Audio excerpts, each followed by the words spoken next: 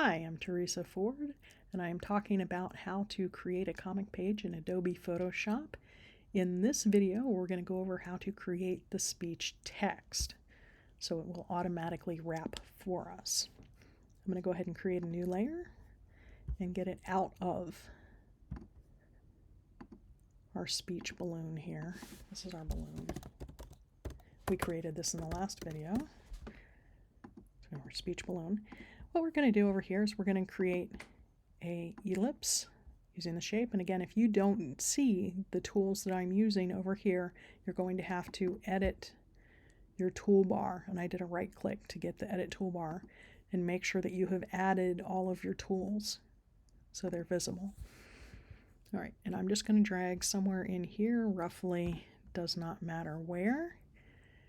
I'm going to go ahead and we'll just leave it. It's okay. I'm going to make this a little bit smaller though, so it's not so annoying. All right. I have created a shape. The shape is important, that it is a shape tool.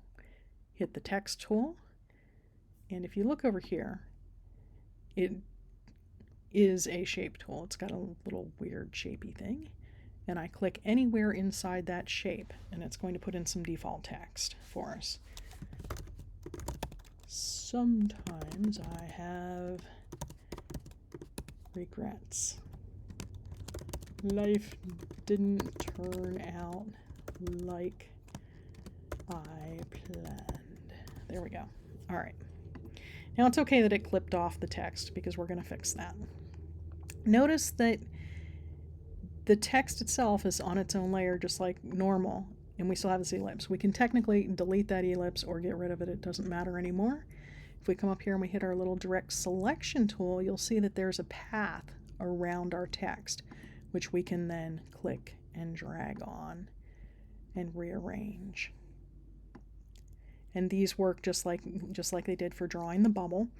If you click on the little handle and pull it, you can stretch it out and rearrange it. You can turn by clicking on the little curve adjustment areas. I don't know what they're actually called.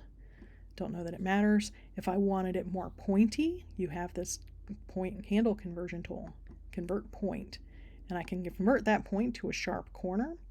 I can click and drag and convert it to a curve again. I can click on just one piece and bring one piece down. So you have full control over your curve and what you want that text shape to be. And that'll get you close enough. And then you just work with your text the way you normally do. So we're not really fond of that bright red. There we go. All right, and I am using font for my font right now. This Blambot Casual, which I got out of the Adobe font list. I just clicked on it. It didn't cost me anything in addition to my Adobe subscription, which was nice. I have not been able to find the capital I without the little cross pieces though. So if that concerns you, you should get a comic font. All right. That gives us a speech bubble, and I usually wrap those together into their own group. Blink.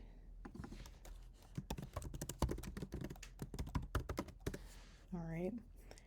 And the reason for that is now I can move the whole thing as a unit and pick it up and move it and adjust it and fine tune it. We can make it come right out of the center of his nose. Oh wait, no, we're not going to do that to the poor guy. All right. That's what happens when you think too hard. See you in the next video.